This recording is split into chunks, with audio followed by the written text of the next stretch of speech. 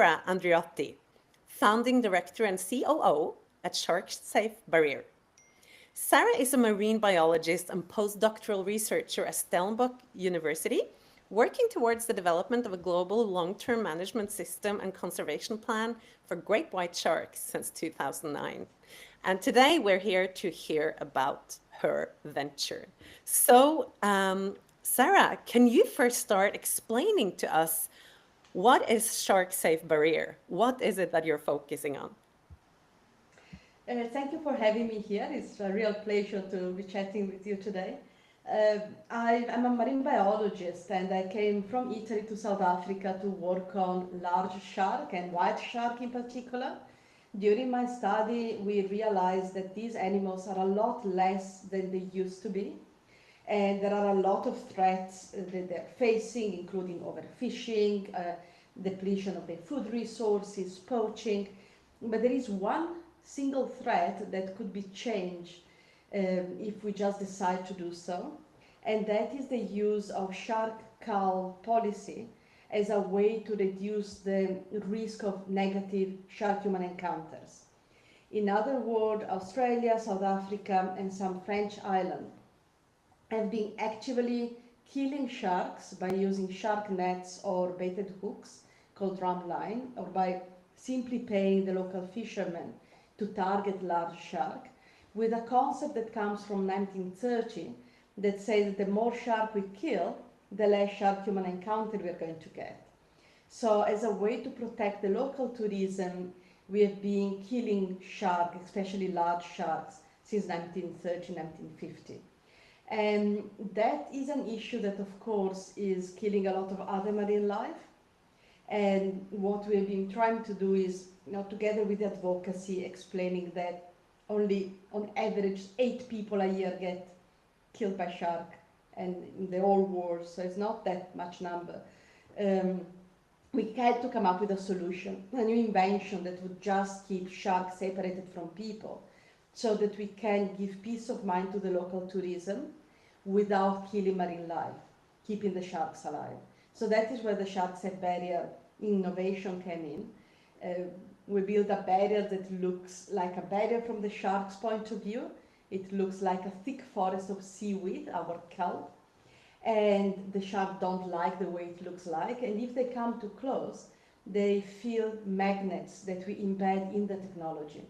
And magnets, you must imagine like fridge magnet, but fairly big. They make this magnetic field, and sharks can feel the magnetic field, and it becomes overwhelming for them. So we have this double visual and magnetic technology to keep the sharks out, and our mission is to protect beaches where sharks live, so that people can have the little area where they want to swim and surf, enjoy the ocean, without the fear for having a negative encounter with sharks. And if we reduce the chances of this bad experience, I think it will also help to promote shark conservation. Because as long as people are afraid or they have the wrong idea about these animals, it's really difficult to conserve them. So it's a bit bigger than just protecting the local tourism. It's a huge challenge and an important mission you've taken on. And and from where you are today, we have these questions to our founder on future footprint. And I'm very curious to hear from you. If you look years ahead, where you're well into retirement, if you succeed with the work that you are involved in today, what do you see as your vision and the commitment? Which footprint do you think that you have left behind? I wish I will help ensuring that the next generation will still have the opportunity to see white sharks alive, and tiger sharks and bull shark, all of these big animals that are incredibly important for our ocean balance and ecosystem, are getting extinct faster than we can study them. And I hope that with my work and the work of a lot of other people like me, I mean, it's not a one-woman job, we will get to reverse this trend of getting this large marine predator extinct just out of fear, because that is what really doesn't make sense in my head. We are getting these incredibly important animals that have been on our planet since before the trees were on the land. They were here before the dinosaur. And they are incredibly important for the ecosystem. And we are getting that extinct because we are afraid of them. And because we are afraid of them, we think that killing them is a good choice. We kill them for trophies. We kill them to feel, the big man against the ocean is killing a very large shark. That mentality has got to change. And when they come and say, oh, but they're dangerous for people. We have 500 different species of shark on our planet. The species that have been involved in negative encounter, you can count them with one hand. And it is so rare, literally only 7 people on average died every year because of sharks in the whole world, 7. We have more death on our road here in a weekend. And yet they use this test to justify killing a lot of shark. So I hope that I will be part of this legacy, with other people of leaving a healthier ocean behind. So that's what we're driving for. Thank you, Sarah. And what was it that initiated your personal and commitment within this field that led you on this journey to become an entrepreneur? The entrepreneur journey was a matter of lack of alternative, if I can put it that way, because I wanted to be a marine biologist since I was a kid. And I studied that, and I did my PhD on white shark population estimate and behavior and genetics. So I was very much on the path of just do research with my life. And I was very happy with it, I must say.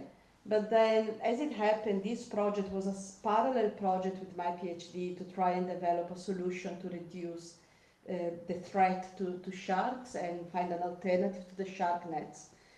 And the University of Stellenbosch patented the technology. So when the technology was tested and patented, they came to me and they said, well, you should sell it now. You should build a company and make it happen. Now imagine academics that have done only academic work in their whole life. You can ask me to run a PCR, you can ask me to do a reference study, write a master PhD thesis, no worries. But ask me to build a company, that's a completely different field. So I was a bit lost. At the beginning it was also the personal failure feeling that I'm not good enough for academia, so now I need to go into business. And then as it turns out, you can actually do both. Because I'm not giving up the research, I'm still supervising PhD master project, I'm still an extraordinary lecturer with the university. And I am in the entrepreneurship journey in the process. So what brought me there was the university asked, and nobody else was ready to take this on. And then as I was learning how to do it, it's still a hell of a learning process. No, it's a lot I still can imagine. every day. And But Sarah, what what has been like the biggest challenges and surprises for you since you started the founder journey in this? a few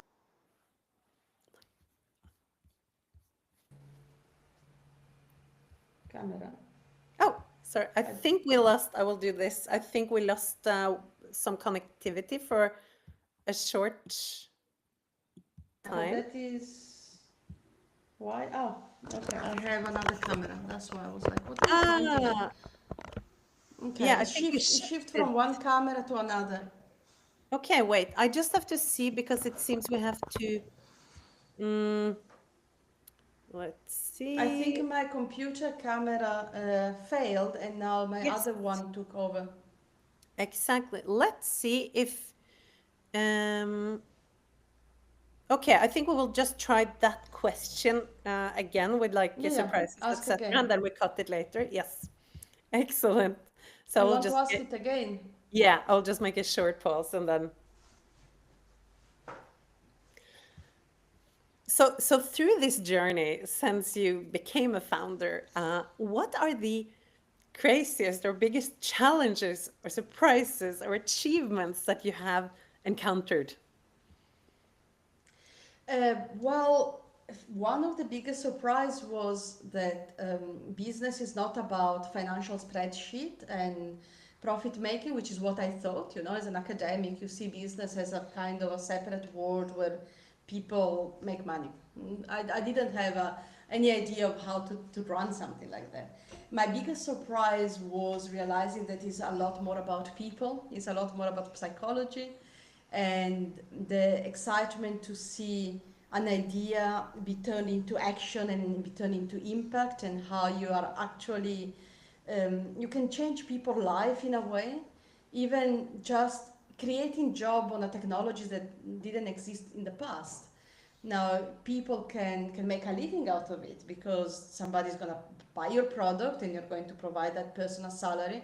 So it is this kind of immediate impact to society that I found interesting. When you work in research and academic environment, everything is a lot more abstract. Yeah. So you do your work, you know, you collect your data, you do your study, you publish, you know that these information are important because then the government can use them for implementing better policies, but it's all abstract. You don't get to meet the policy. I don't know how to explain it. You know, when you Yeah, have a no, I factory that totally builds get your it. product, it's Yeah, it's like people. from You from get, theory to hardcore real life.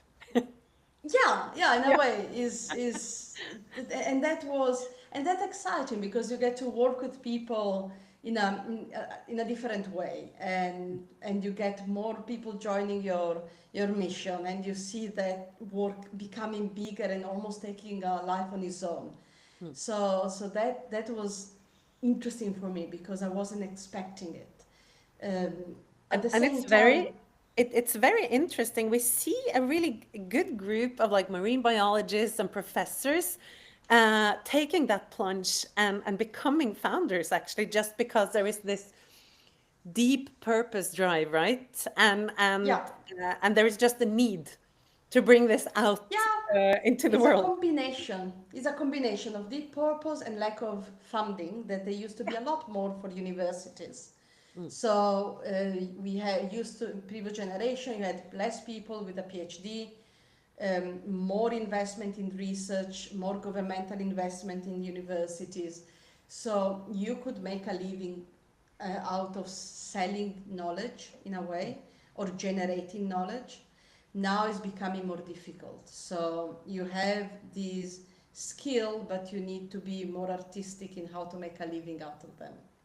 So I Absolutely. suppose that's also part of it. It is. So it's a challenge turning into an opportunity on the Yes, other side. pretty And I was much. also curious, Sarah, to hear about your door openers because I think all of us who try to make a difference, we are so much depending on some supporters that pay it forward to us from the early days, enabling us to get where we are today. And can you share with me which partners, customers, uh, relevant entities is it that helped open the first doors for you? Well, that's a complicated one because I don't feel there was one. I think at every different phases required somebody else to be there at the right time, or for me to be stubborn enough so that if it wasn't there yet, eventually you get one. But I was blessed with very good mentors during my university's year, professors that were really inspiring in when it comes to work ethics.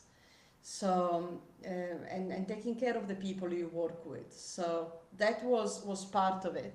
Then in South Africa, I've been lucky to work together with a South African conservationist, Mike Ratzen, who I've been diving with the shark for many years. And he's the brain behind the concept of mimicking a forest of kelp. So we worked together at the beginning to build a company. Then the University of Stellenbosch, they had branches to assist with the IP. So I think every person I've been meeting with, in a way, even the one, especially sometimes the one with whom it didn't work out, you Mm. learn something. Yeah. So I don't feel that a door necessarily need to open to go forward. Sometimes you need a door to close to find a better door. Very good point.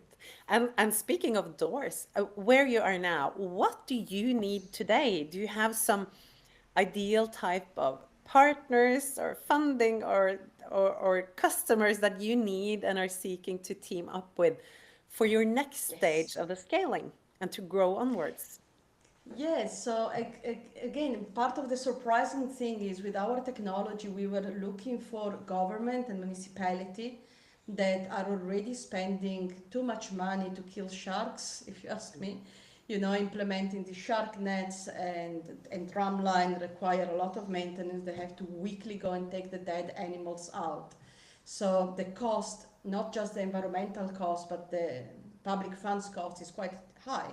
So we were targeting these municipality and government in South Africa, France, and Australia to ask them to keep the job of the people that are doing this job, but just change the technology they're taking care of for the benefit of the environment. But working with public entities is very time consuming. They're not very prone to change. It takes a long time for them to decide to shift funds on new technology. And very surprisingly, we had a private client that has a cruise ship company in the Bahamas, and they bought our first barrier in August 2023. We install it, and we are now actually protecting a beach from sharks. All the other animals, they have manatee there, they have fishes, they can swim through our barrier. Only the sharks are bothered by it. So you That's see this amazing. manatee going through. Yeah, shark specific. And sharks have the external gill, so they probably don't want to touch the pipe, and they feel the magnets, of course. So they come and then they turn around. But manatee and other animals don't have that, so they can just cross it. And they were so happy with the results after 20 months that also the maintenance is minimal, that they just bought another one to protect another beach. That is So we fantastic. are, yeah, no, So, we're so very does that excited mean about it. that you are, does that mean that you are then targeting kind of the cruise industry and those with Pretty much, uh, yeah, companies and also perhaps private islands, etc. more? exactly, because they understand that it is about time we change our approach in how to coexist with sharks, Mm. and they're a lot more keen to take this step. And I realized that if I build capacity for the company in terms of track record with these little installations, then our conversation with government is going to be easier. Absolutely. Wow, that's amazing. And you know, we work very closely with the cruise industry on So sustainable that's what solutions. I'm looking for is Yeah. Let's see. Uh, sorry, Sarah? Sarah? yeah, yeah, I'm here. Sorry, I think again, I just raised my hand in there. I think there were again just a short something that falls out or something. But that's really amazing. And yeah, so we work quite a bit with Cruise. I'm the global sustainability ambassador for Sea Trade Global Cruise. So I would love Fantastic. to make the introduction to other companies that we work with on our end there. Please do. Um, we are working towards next year's Cruise Expo in Miami, and there's also one coming up in Fantastic. September in Hamburg in Europe. So I would Okay. love Maybe I to should reach come to out. that one. Absolutely. Yeah, That would be I'm amazing. happy to. Yeah, Super. that would be And fantastic because it's about peace of mind. That's what we are selling. It's absolutely. not about. Yeah, okay, I'm bad at selling it because it will be easier to say you need to protect people from the terrible shark. Sharks are just doing their thing, and the chances of getting bitten by a shark are really tiny. Yeah. So we are not giving it's not that. What we're selling is peace of mind for your client that unless they want to, go scuba diving with shark, which is also amazing to do. Yeah. If they don't want to encounter one, they don't have to encounter one. That's all that there is, you know. Exactly. And and moving it over from like what you need for scaling, what are the biggest challenges that you have been facing in this stage that you're in, and that you have a plan for overcoming? We want to know also, how can Tool and our audience who are listening and watching this support you? Well, it is outreach is key. So one of the challenge is being in South Africa. We are in the era of social media and internet. So you have this idea that once it's online, everybody knows about you. So we have Instagram and Facebook and TikTok and LinkedIn, the website, you name it. But in reality is that unless somebody's looking for you, they don't really find you. So it is key for me to get more people to know we exist.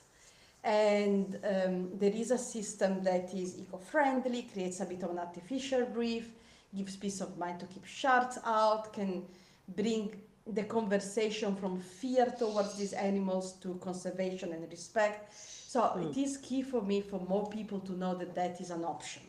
It's viable, it's on the market, it works, we are ready for it. Uh, and the other thing would be, yeah, just get in touch with these potential clients. That already will be a big help. Excellent. So So let's see what no, we can do share. specifically for you on that part. And then I wonder, Sarah, we tried to make sure that our Wavemaker series is very human, very open. I personally have a very strong belief that true strength and robustness is built through openness and sharing our vulnerabilities.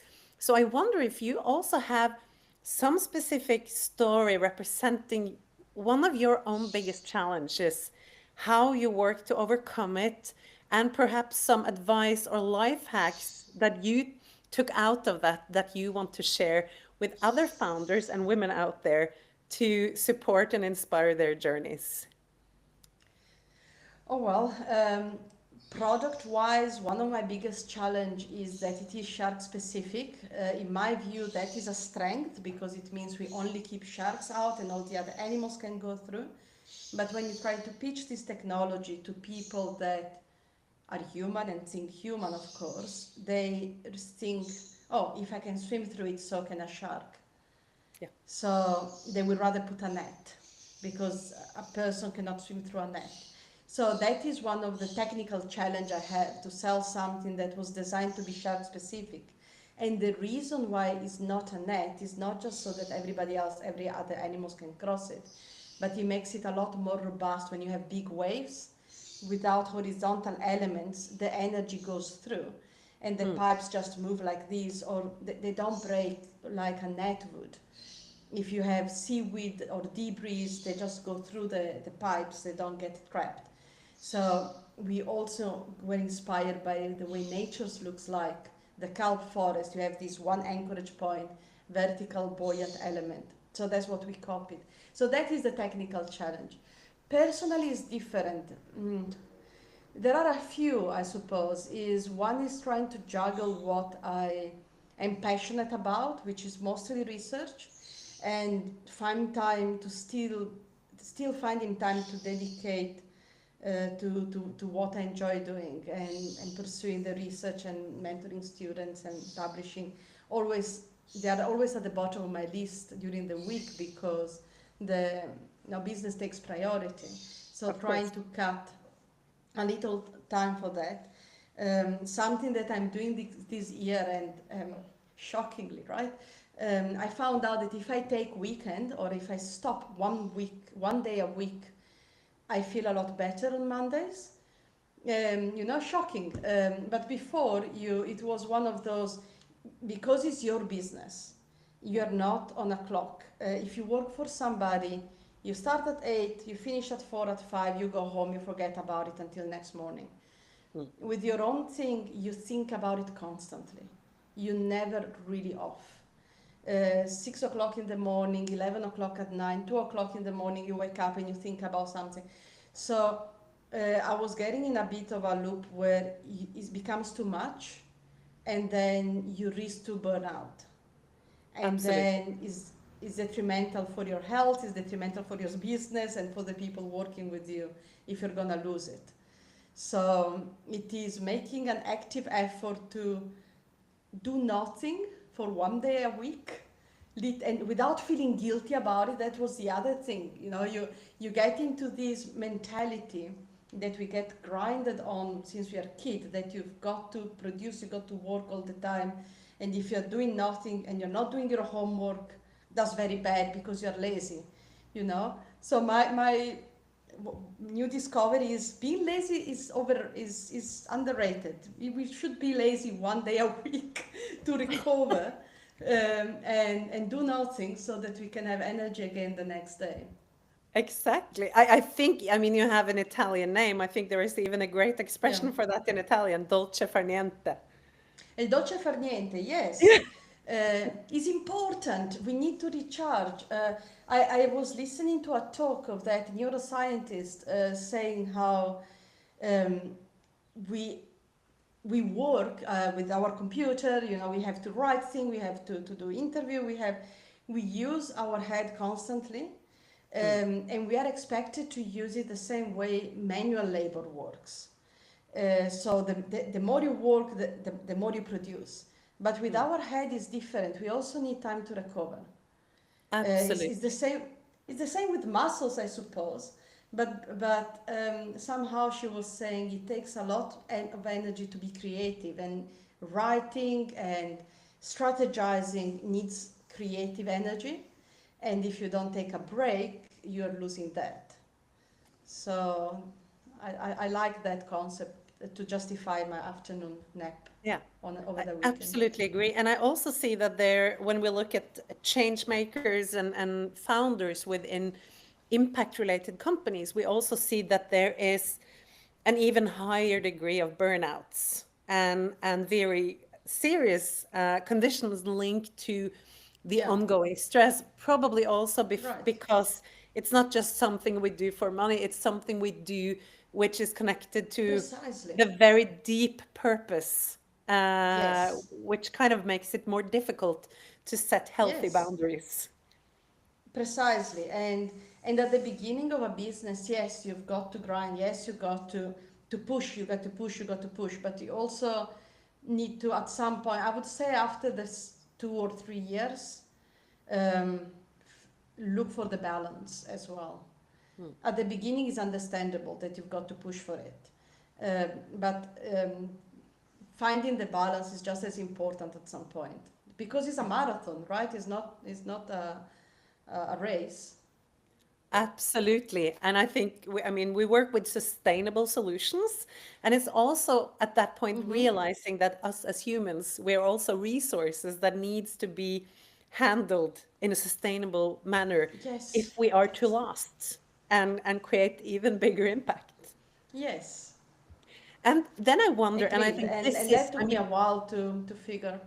yeah, and I think that's also something that I really have, wanted to create this kind of safe space for talking about these issues because I see so many people struggling with it. I've been there myself. I've been Mm-hmm. burned out. There are so many others that have Right? been. And how can we then share those experiences and also help prevent that among others? I think that's such an Yes. important role for us who've been in the field for a while. And Yes. and that's, I think, one way of paying it forward to others is like sharing Agreed. advice and Look, insights and our experiences. And then I wonder, absolutely. on another note, but with the same in mind, paying it forwards, which is the tool mentality. Can you Mm. share with us if there are any resources or opportunities that you represent towards other entrepreneurs? And if so, which type of entrepreneurs when you look at the work done in your company? From the top of my head, no, I can think about it because we are still a very lean company. I hire a couple of people already, and we are finding our foot. At some point, What we're looking for is agents in other countries. So I have one for Australia. It will be nice to have one in Bahamas area, one in Seychelles maybe. So looking for someone that already has a job but would like to work towards a commission by Yeah. helping us selling barriers. That would be something that somebody that works in an area where they know there are beaches, there are sharks, there is a conflict. It could be our ambassador, it could be our agent. That could be something that I'm looking for. Somebody aligned with the same kind of mindset. Excellent. Then that's a great opportunity for somebody else out there. So we will make sure to spread that word. And then I wonder, Sarah, I mean, I've always had a lot of people that have inspired me, that I have looked up to and built new ideas from. Um, are there any specific other female founders or owners that you would like to hear more from and for us to feature on the Wavemaker podcast as we move along? I'll think about it. There are again, is the same with the previous question. A lot of people brings different things. Yeah. So from the top of my head, I can't pinpoint say that person. There are some incredible women doing work as well in my field. So well, if I can think of somebody that would be keen to participate to the podcast, I will pass it on. That for sure. Absolutely, that is super. And then this is, I think, especially relevant for you since you are also working on the educational and science part of this. But we also make sure to cover the topic of talents because as we wish to open up our industries for more talents, for them to Mm-hmm. explore the enormous and exciting opportunities to change the world working with ocean topics. Could you pinpoint some key human skills or capabilities that you see will be extra important for young people that are entering our ocean sector in the years to come? And do you have any specific advice for young talents who are listening in today who want to move into the ocean space? From the top of my head, I would say resilience because it's never a straight path. So you've got to kind of be like water. You have an obstacle, you find a way to go around it. So resilience is very important. And if you believe that what you're doing is what you want to do and it is important, don't give up. Because it's easy to do this job when everything is fine, but often everything is terrible and you still need to find the strength to just wait for another day or just carry on or call your mom and complain about your life or call your friend and then just carry on. So being resilient is something that I think is key.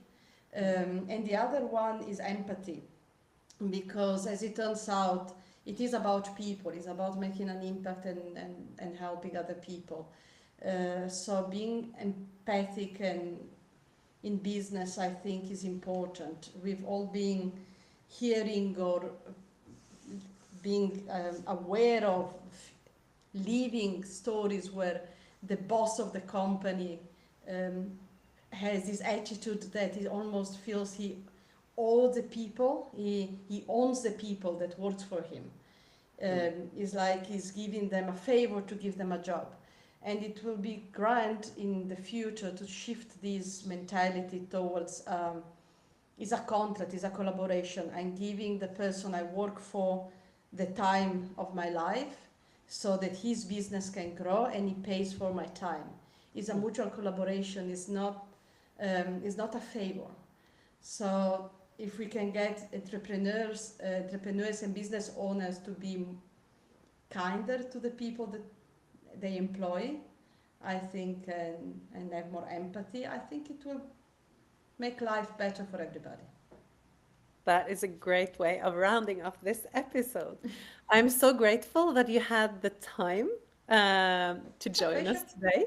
And I really look forward to following your work and see how we can support your mission. Fantastic. So thank you so much, Sarah, and have a It's a great day pleasure. ahead. You too. See you in Nice. See you in Nice. And to those listening and watching in, stay tuned for another episode of the Wavemakers podcast to meet and explore and dive in with some amazing female founders from around the world. Thank you.